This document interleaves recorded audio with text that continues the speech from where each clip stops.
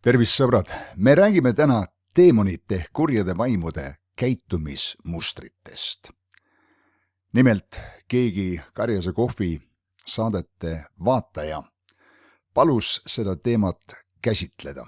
Ja kuna ma ei ole seda teemat põhjalikult sellel kanalil käsitlenud, siis ma mõtlesin, et see on paslik nendest asjadest rääkida. Ja etteruttavalt pean mainima, et me pigem pinnapealselt räägime täna sellest. Kõigepealt, mida me peame mõistma, on see, et selles maailmas on kaks vaimulikku kuningriiki. Esimene, Jumala kuningriik ja teine, saatana ehk pimeduse kuningriik. Jeesus rääkis selgelt, et saatanal on ehitatud oma enda kuningriik sarnaselt Jumalale ehk ta on püüdnud jäljendada Jumalat selles, et ta on oma enda süsteemi paika pannud. Oli hetk, kus Jeesust süüdistati, et ta ajab välja Beelzebuli ülema ehk saatanaga kurje vaime, siis Jeesus kommenteeris, et kui saatan ajab välja kurje vaime ehk oma enda agente, oma enda kuningriigi töölisi inimestest, siis saatan on isekeskis riius ja tema kuningriik ei saa püsida, viidates sellele, et on reaalne kurjuse kuradi poolt üles ehitatud kuningriik, kus tema on boss, tema on kuningas ja teemonid, kurjad vaimud on tema alluvuses. Nii et halli ala ei ole olemas. Inimene on kas Jumala kuningriigis või ta elab teadlikult või teadmatult saatana ehk pimeduse kuningriigis. Ja selles pimeduse kuningriigis, nagu öeldud, on oma hierarhia ja struktuur. Efeslastele kirjas 6. peatükis viidatakse, et meil ei ole maadlemist vere ja lihaga, vaid valitsuste ja võimudega, selle pimeduse maailma valitsejatega, taevaaluste kurjuse vaimudega. Siis siin viidatakse erinevatele nii-öelda auastmetele kurjade vaimude maailmas. On siis tegemist teemonitega ehk kurjade vaimudega või langend inglitega, kes samuti on selles pimeduse maailma süsteemis mingeid rolle täitmas, või kuradi endaga. Üks asi on selge, et meil, kristlastel, kes me oleme Jeesuse järgijad ja tema autoriteedi all, meil on meelevald kurjade vaimude üle, langend inglite üle ja kuradi enda üle. Piibel ütleb, seiske vastu kuradile, siis ta põgeneb teie juurest. Ja Jeesus ütles Luuka evangeeliumis 10. peatükis, vaata, ma olen andnud teile meelevalla tallata kõige vaenlase väe peal ja miski ei tee teile kahju. Nüüd räägime kõigepealt saatana päritolust. Aga enne võtame ühe lonksu kohvi. Sõbrad, ma katkestan korra selle kuulamise selleks, et öelda, kui sa ei ole seda kanalit veel tellinud, siis ole hea, vajuta telli nuppu. Ja kui sulle meeldib see, mida me siin kanalil teeme, siis vajuta like'i. Need asjad aitavad palju kaasa. Suur tänu teile. Nüüd piibel viitab sellele, et saatan ehk kurat oli enne oma langemist üks peainglitest taevas. Lutsiferi roll näib olevat ülistusingel. Kui me loeme Hesekeli 28 peatükist, Jesaja 14 peatükist tema välimuse kohta, siis näib, et osa tema rõivastusest või isegi tema ülesehitusest olid muusikariistad, mis olid loodud tema külge, tema sisse. Ja me näeme ka, et ta ilmselt oli valguse ingel. Paulus hiljem ütleb, et saatan võib moondada ennast valguse ingliks. Ju ta siis mäletab hästi, kuidas valguse inglina toimimine oli. Aga üks on selge, et Lutsifer ehk üks peainglitest tõstis taevas mässu. Püüdis saada Jumala sarnaseks. Me võime sellest lugeda Jesaja raamatust peatükk 14 ja salm 12 ja siit edasi. Siin öeldakse, kuidas sa ometi oled helkias koidutäht. mis on siis tõlgitud mõningates piiblitõlgetes Lutsifer. Sealt see sõna tuleb, helkjas koidutäht. Alla langenud taevast, tükkidena paisatud maha rahvaste alistaja. Sina mõtlesid oma südames, ma tõusen taevasse kõrgemale Jumala tähtedest.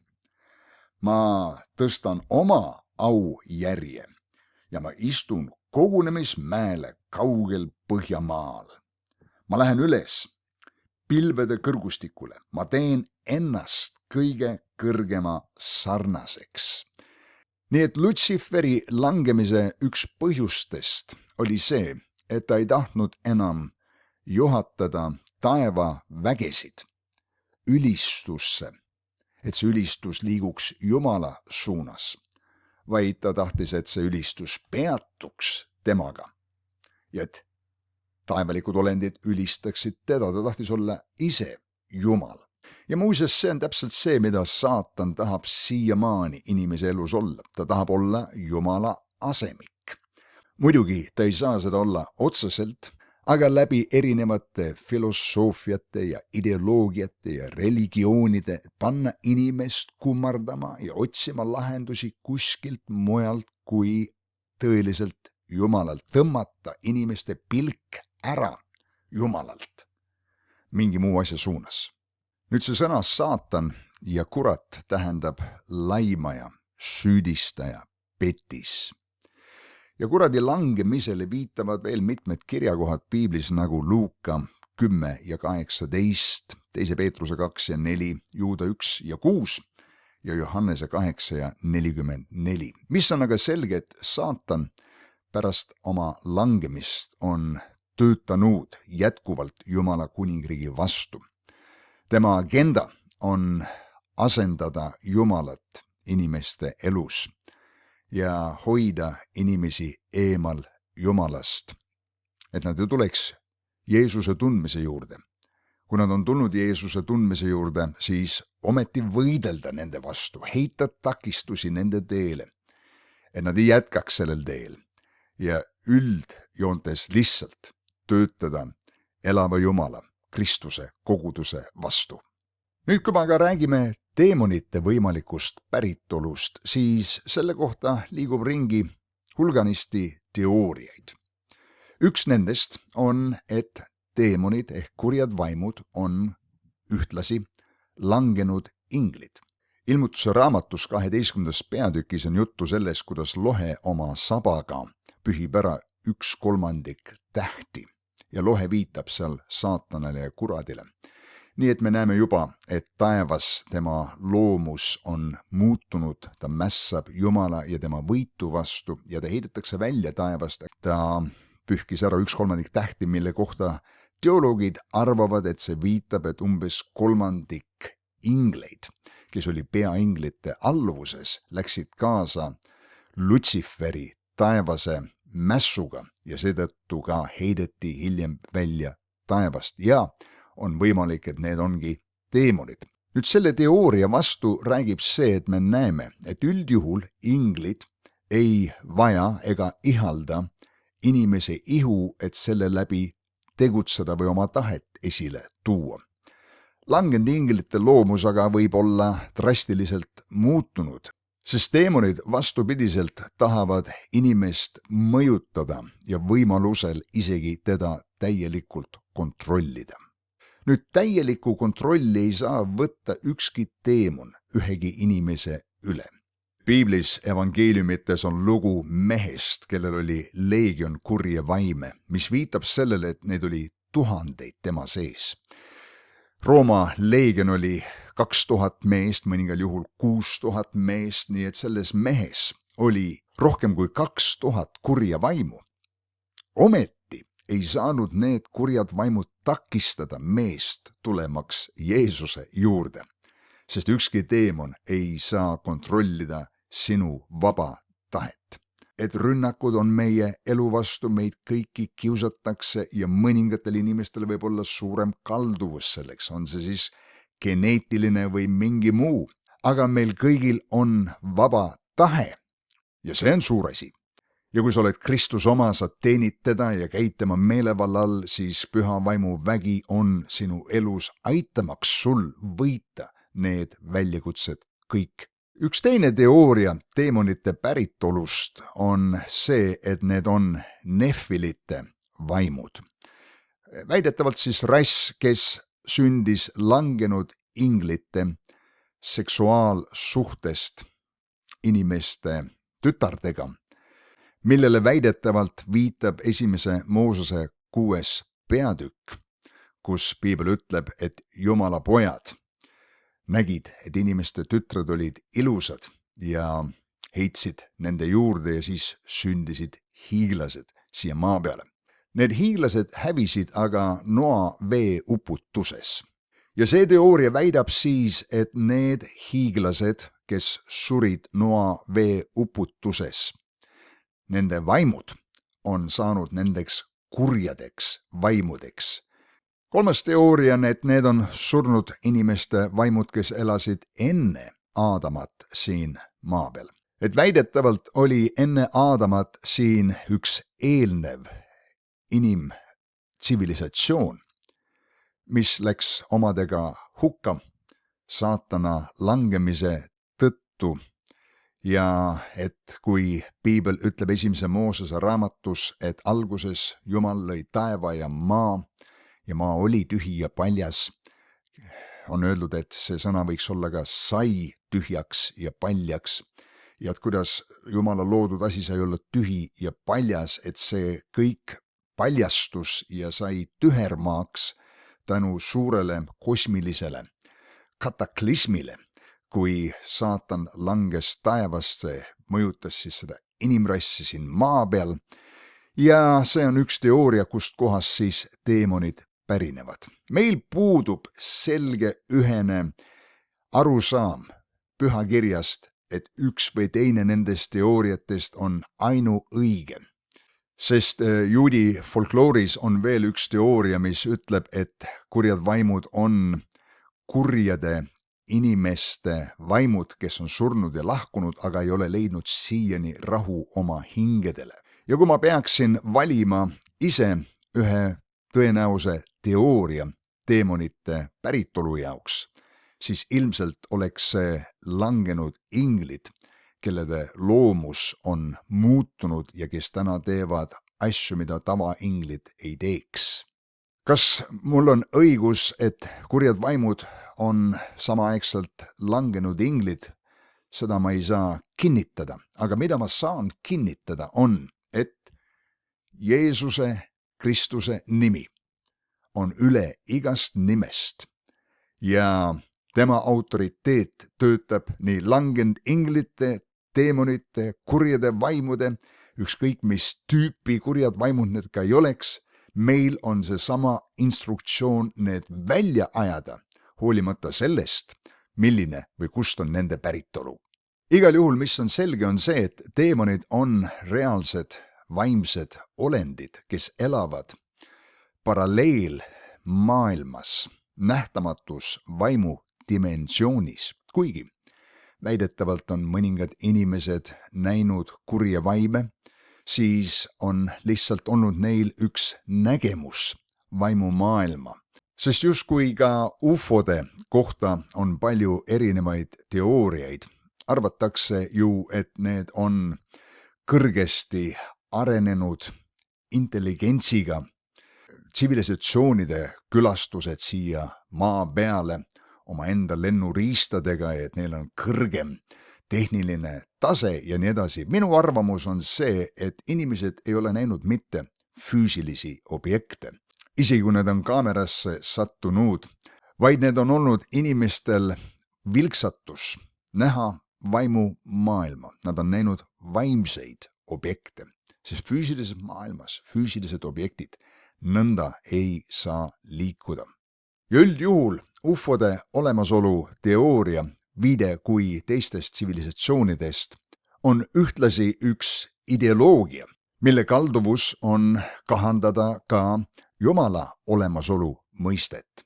Nõnda siis on minu tagasihoidlik arvamus ufodest, et need ei ole mitte mingisugused teised tsivilisatsiooni inimesed või olendid. Sest piibel ütleb, et Jumal on ühest ainsast kogu inimkonna loonud elama maa peale, mitte kuu peale, mitte Marsile, mitte kuskile teistele planeetidele, aga maa peale. Ja kuigi Jumal on Jumal ja tema võib teha, mida tema tahab ja panna inimesi või inimeste taolisi olendeid igale poole, kosmosesse, planeetidele, siis julgen ma arvata täna, et meie inimkonnana oleme ainulaadne siin maa peal ja mida Jumal tulevikus kogu universumi kinnisvaraga tegema hakkab. Ja kindlasti Jumalal on eesmärk kõigi nende taevakehadega ja oma lunastatutega. Ja kui see ei ole midagi rohkemat kui see, et lihtsalt näidata oma majesteetlikkust ja suurust, siis olgu see, aga ma usun, et Jumalal on üllatus varuks meie kõigi jaoks. Nüüd tagasi tulles teemonite ja kurjade vaimude teema juurde. Küsimus, kus kohas saatan elab? Vastus, mitte põrgus. Põrgu on karistuse paik, seal ei ela saatan, nii nagu mõningates mütoloogiates kirjeldatakse, kaasa arvatud Eesti mütoloogias. Vanapagan, põrgupõhja vanapagan, elab põrgus. Ei. See on lõppeks paik, kuhu ta satub. Ja nagu öeldud, saatan ja teemonid elavad paralleelmaailmas, meile nähtamatus vaimses dimensioonis. Materiaalne maailm ei takista mingil moel vaimset maailma, sest see on täiesti teistsugune olemise vorm. Luuke evangeeliumist me loeme, kuidas rikas mees maha maeti. Tema ihu oli hauas, aga tema vaim, inimene, leidis ennast põrgust, heidesest, mis oli maapõues. Jeesus ise ütles, et inimese poeg peab olema maapõues. See oli, kus põrgu ja paradiis ühtlasi olid. Paradiis oli ühel pool, seal vahel oli suur kuristik ja teispool oli põrgu, nii et Laatsarus, kes oli Abrahami süles, nägi põrgusse rikast meest piinades ja rikas mees, kes oli põrgu piinades, vaim inimesena, sest tuletame meelde, tema ihu oli maha maetud, ta ei olnud seal ihuna. Üks ei saanud minna teise juurde ja teine ei saanud tulla abistama seda, kes oli hädas. Nad mõlemad pidid teenima neid valikuid, mida nad olid lihas olles siin maa peal teinud. Aga et kus siis lõppeks saatan elab, me võime lugeda Ilmutuse raamatust 2. peatükis, salm 12 ja siit edasi, kus Johannes kirjutab sellele kogudusele öeldes ja Pergamoni kogudusele inglile kirjutab nõnda, ütleb, see, kelle käes on terav kaheterane mõõk, ma tean, kus sa elad. Muuseas, see kiri on adresseeritud Pergamoni koguduse pastorile ehk juhile ja adresseerib neid probleeme ja teemasid, mis selles koguduses olid. Ütleb seal, ma tean, kus sa elad. Seal, kus on saatana aujärg. Nii et ilmselgelt saatan elab maa peal. Hiobi raamatust me loeme, kus Jumal küsis saatana käest, et kus sa tuled, siis ta ütleb mööda maad hulkumast ja rändamast. Ja kirjas Pergamoni kogudusele Johannes jätkab, sa pead kinni mu nimest ega ole minu usku salanud ka neil päevil, mil Antipas, mu tunnistaja, mu ustav, tapeti teie juures, kus saatan elab. Antipas tapeti maa peal ja ta ütleb, saatan elab seal. Nii et saatan elab siin maa peal. Siin on, kus tema rünnakuobjektid on, inimesed, kogudus. Ja lisaks sellele on saatan ehitunud struktuurid, mida Paulus nimetab õhuvalda, nimetades teda õhuvalla vürstiks, püüdes nõnda kontrollida linnasid ja rahvusi. Me loeme Taanieli raamatus sellest, kuidas Pärsia ja Kreeka kaitsevürst, kes olid ilmselgelt kurjad vaimud, langenud inglid, seistes vastu Gabrielile, kes tuli sõnumiga Jumalalt Taanieli juurde ja lõppeks tuli isegi Miikal, üks peaingel appi. Ja toimus üks sõjaline konfrontatsioon, mis kuigi see oli kõik vaimumaailmas ja inimsilmale nähtamatu, oli ometi mõjutatud Jumala mehe Taanieli eestpalvest. Nii et eestpalvel on vägi. Ja see on täpselt see, mida Paulus Efesle 6. peatükis ütleb, pange selga Jumala sõjavarustus ja siis ütleb, iga palve anumise, tänupalve, eespalve läbi te võiksite maha kiskuda need kindlustused ja need vaimsed kõrgistused, mida vaenlane on ehitanud selleks, et seista vastu kogudusele. Nüüd piibel ütleb, põrgu valla väravad ei võida seda. Aga et meil on vaimulik konfrontatsioon ehk vaimulik sõda, milles me oleme, Paulus kirjutab sellest, ütleb, sellepärast te vajate Jumala sõjavarustust ja teada, et on keegi, kes sõdib teie vastu ja teil tuleb temale vastu seista ja ajada ta välja minu nimel ja teha eespalvet ja vaimulikku sõjapidamist, et murda lahti need uksed ja vaimumaailmas üks võit saavutada. Muuseas, Jeesus tegi seda Peetruse osas. Peetrus ütles talle, et ma tulen sinuga surma, ma tulen sinuga vanglasse, kuhu iganes. Jeesus ütles täna, enne kui kukk laulab, salgad sa mind 3 korda ja Peetrus kinnitas veel üle, et ei, mina ei salga sind. Jeesus aga ütles, ma olen sinu eest palvetanud, ma olen juba eespalvet teinud sinu eest. Ja ma nägin vaimumaailmas, kuidas vaenlane püüab sind sõeluda nagu nisu. Aga ma olen teinud eespalvet ja ma olen murdnud selle olukorra, ma olen juba võidu kätte saanud. Ja kuigi sa mind tegelikult veel salgad, siis pärast, kui sa pöördud tagasi, kinnita, julgusta vendi. Nii et olukord polnud veel juhtunudki ja Peetrus ei olnud üldse sellest teadlik. Peetrus kiitles veel sellega, kui hea ihukaitse ta Jeesuse jaoks on. Ometigi oli üks vaimulik konfrontatsioon juba aset leidmas. Jeesus oli sellepärast eespalvet teinud, selle vaimuliku olukorra murdnud, saanud vastuse Jumalalt ja andis sellest ka juba Peetrusele teada, kuigi kogu olukord polnud veel aset leidnudki. Nüüd järgnevaks ma tahan rääkida teemonite käitumismustritest. Number 1, neil on identiteet. Nad on teadlikud iseendast, neil on tahe, näiteks soov naaseda tagasi ihusse, näeme seda selgelt evangeeliumites, me näeme, et neil on emotsioonid. Nad värisevad Jumala ees, neil on intellekt, nad saavad aru Kristuse autoriteedist, nad tunnevad inimest, tema loomust vägagi hästi. Muuseas, kui keegi sind jälgib, kõik sinu elupäevad alates sünnist kuni tänase päevani, lihtsalt hoiab kogu aeg silma sul peal, näeb sinu käitumist, näeb sinu otsuseid, näeb sinu tegutsemist, nad tunnevad inimest vägagi hästi. Nad püüavad eksitada ja petta. Johannese 8:44, 1. Timoteuse 4:1 räägib sellest, nii et see on nende agenda, eksitada ja petta inimesi. Tihti eksitus ja pettus tuleb meie ellu läbi selle, et vale on riietatud tõe sisse, ehk see näeb välja nagu õige asi. Ja sellepärast vaenlane kunagi ei räägi sulle patu tagajärgedest, vaid ainult patu hetke naudingust.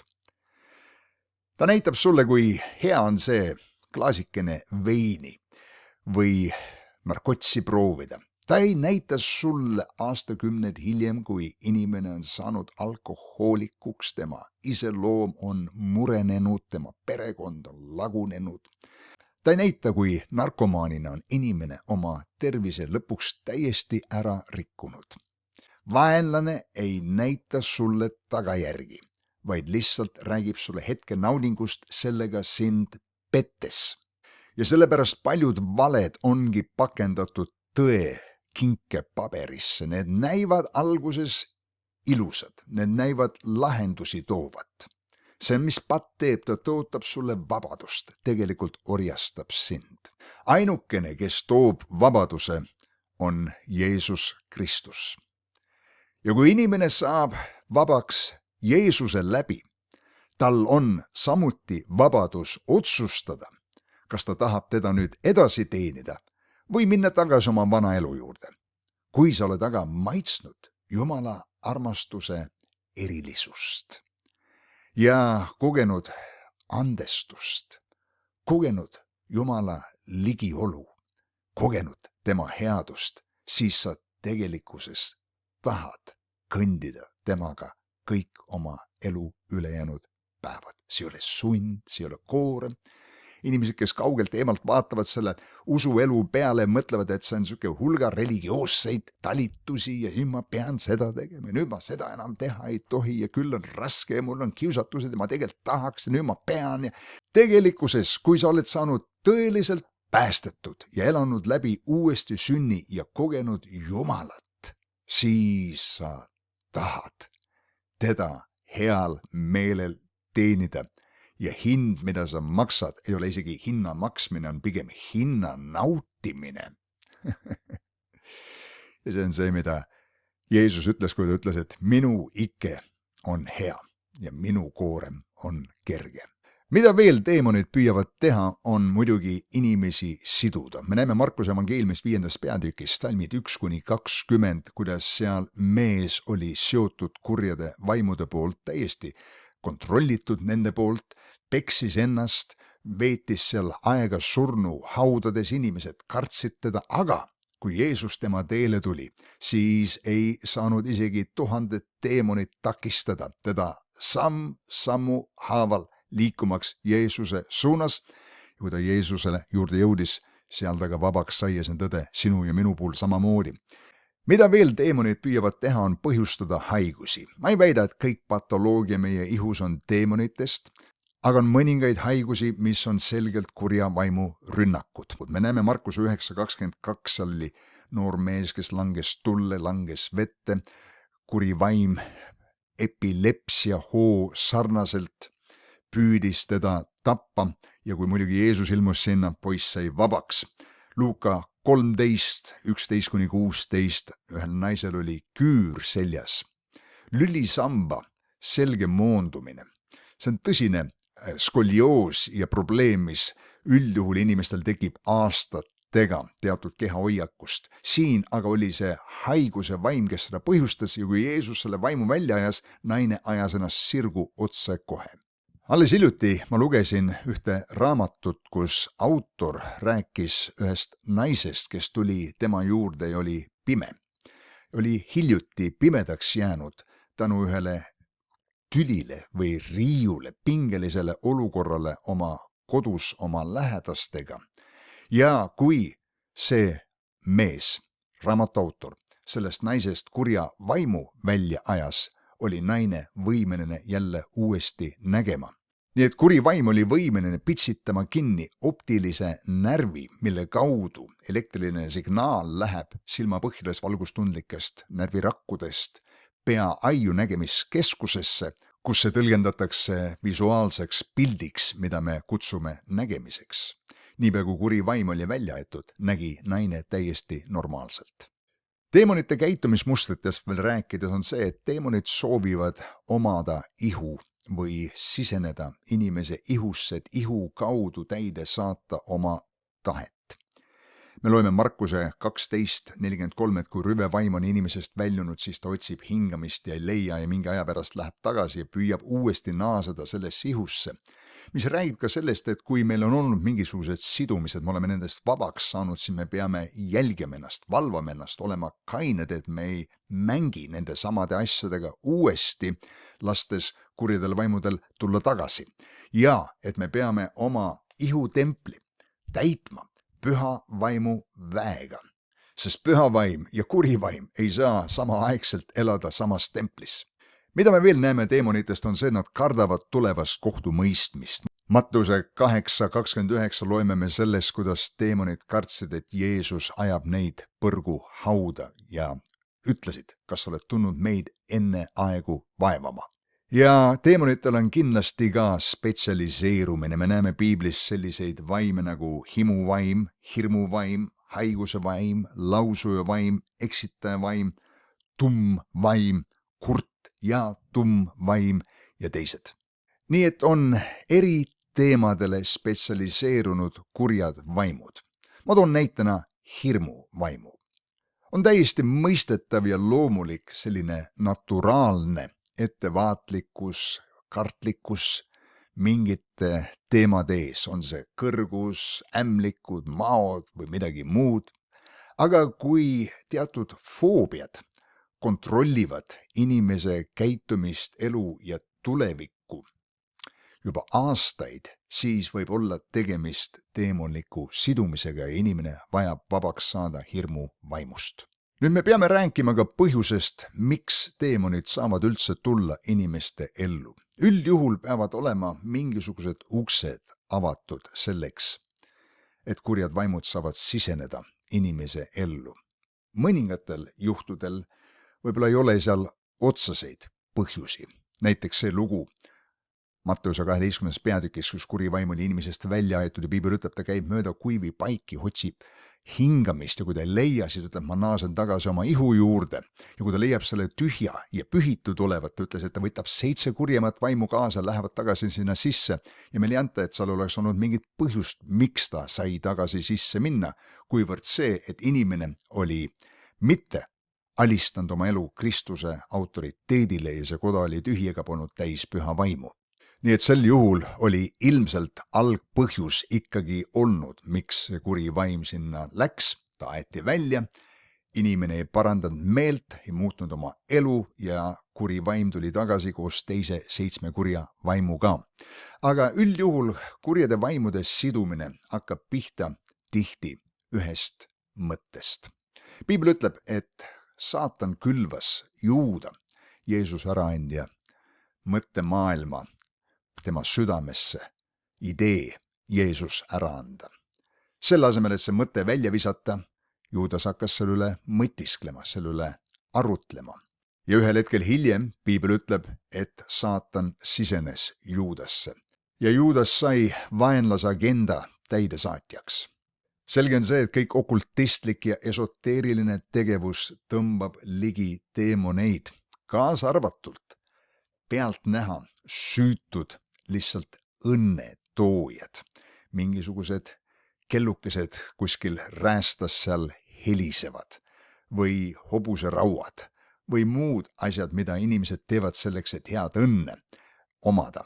See on kõik panna oma lootus mingisugusele muule objektile või allikale kui tõelisele elavale Jumalale, mis saab ebajumala teenistuseks ja Paulus hoiatab, et selle läbi inimesed võivad ühenduda kurjade vaimudega.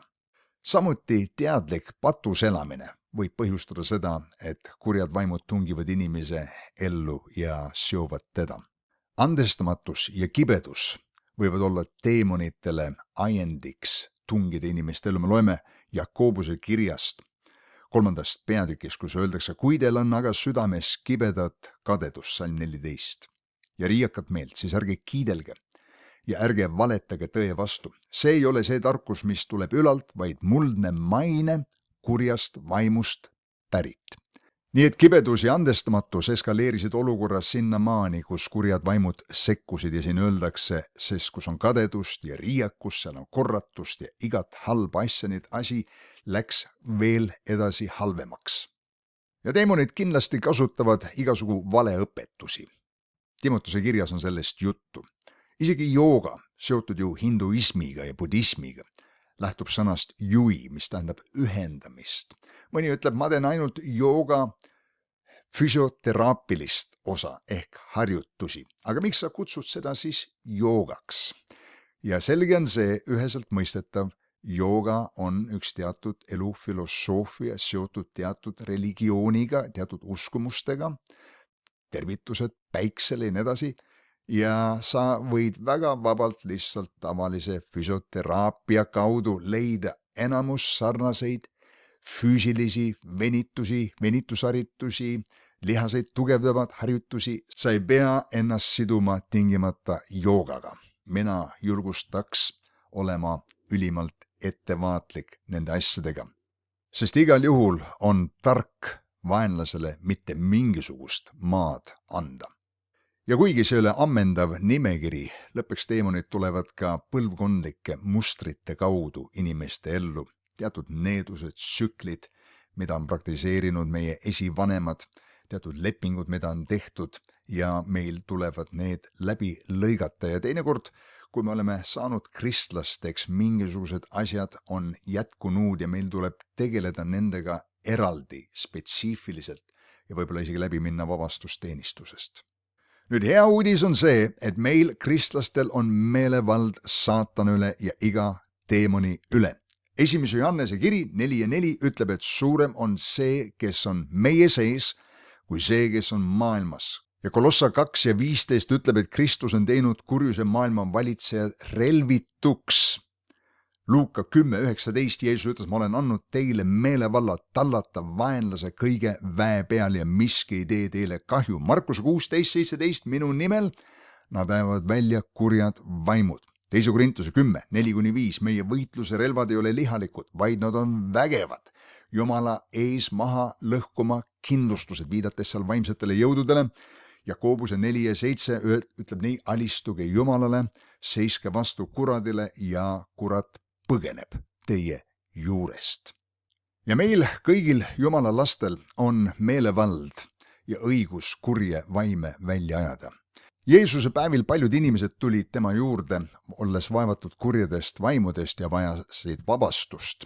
Näiteks Mattuse 8:16, Markuse 6:13, Luuka 4:41, Matteuse 15:21. Nüüd teemonid võivad tihti avalduda ka Jumala teenistustel. Kui inimesed ülistavad, palvetavad, Jumala au tuleb sellesse ruumi, Jumala ligiolu täidab seda ruumi ja inimesed, kelledel on teemonid, ei suuda seda taluda. Nad võib-olla pistavad kisendama, mingisugused muud tõmblused või liigutused hakkavad peale, mõned kukuvad. Ja usklikel tuleks minna nende juurde, võtta meelevald selle olukorra üle ja ajada need kurjad vaimud välja. Ja kui me ajame kurje vaime välja, siis me räägime tungivalt ja lühidalt. Ja me käisime kurjal vaimul lahkuda Jeesuse Kristuse nimel ja kuigi teinekord mõningad vaimud on visad välja minema, siis lõppeks nad peavad alistuma selle nime ees, mille juures nõtkub iga põlv, iga keel tunnistab, et Jeesus Kristus on isand. Ja kuidas inimesest kurjad vaimud välja lähevad teinekord nõnda, et me ei näe ega kuule mingisugust ilmingut, teinekord inimene köhib või hingab selle nii-öelda välja. Mõnikord on juhud, kus inimene on oksendanud ja kuri vaim on väljunud sellisel viisil. Ja piiblis me näeme olukordi, kus inimene kukkus maha, ajas suust vahtu välja, tõmbles ja nõnda läks kuri vaim välja. Igal juhul peaasi, et kuri vaim saab välja aetud. Ja kindlasti tuleks adresseerida igat teemonit, igat kurja vaimu. Kas me teame sellest siis vaimu anni läbi või see inimene ise võib seda öelda või teinekord kuri vaim inimese kaudu räägib ja ütleb, millised vaimud seal inimese sees on. Kõik need variandid on võimalikud. Ja inimese jaoks, kes tahab kurjadest vaimudest vabaneda, number 1, tal tuleks tunnistada oma patt ja sellest meelt parandada. Lõigata see asi läbi ja lõpetada kõik see, mis on selle asjaga olnud seotud. Kui see on esoteerika, okultistlik asi, visata kõik see kirjandus oma kodust välja, põletada see ära, tõmmata kriip selle peale. Ja paluda, et Jeesus Kristus puhastaks sind oma verega ja täidaks sind oma püha vaimu väega. Ja tegelikkuses ei ole mitte inimesed alati seestunud kurjadest vaimudest, vaid nad on mõjutatud kurjadest vaimudest. Ehk kuri vaim ei ole inimese sees, aga mõjutab teda teatud ideoloogiaga, teatud vale kaudu, teatud pettuse kaudu. Sellepärast ütleb Paulus ka 2. Timoteuse kirjas 2. peatükis 25 salm, et tunnetada tõde ja vabaneda kuradi paelust, kes on võtnud kinni selle inimese täitma tema tahet. Nii et kuidas see inimene seal vabaks sai, me loeme tunnetades tõde ja nõnda ta sai kuradi paelust lahti. Nii et sõbrad, see oli kiire ülevaade teemonite käitumisharjumusest, saatana ja teemonite päritolust. Võimatu on sellise lühikese ajaga ammendavalt selle teemaga tegeleda, aga ma tahan kinnitada sulle, et saatan ei ole võrdväärne mingil viisil Jumalaga. Aga kui Kristuse tõde on valgustanud meie südamed, me oleme tulnud tema juurde, saanud täidetud tema väega, me oleme nüüd Kristuse autoriteedi all ja selle tõttu kanname ka tema meelevalda endaga, siis suurem on see, kes elab sinu sees, kui ükski teemon, ükski kuri vaim või saatan ise, kes on maailmas.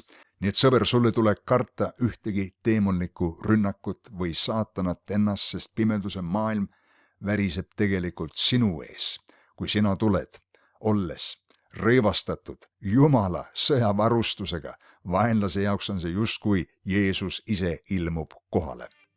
sõbrad, ma tänan teid, kes te vaatate püsivalt Karjase Kohvi saateid või sattusite alles hiljuti neid saateid jälgima. Suur tänu kõigile, kes on kanalit tellinud, kes on seda jaganud oma sõprade ja tuttavatega ja eriline südamest tänu neile, kes on seda kanalit toetanud. Ning anna teada mulle, kust kohast sa saadet vaatad ja kui keegi tahab seda kanalit toetada, siis informatsioon selleks on siin olemas. Suur tänu teile, jälle kohtumiseni, olge vahvad, näeme jälle.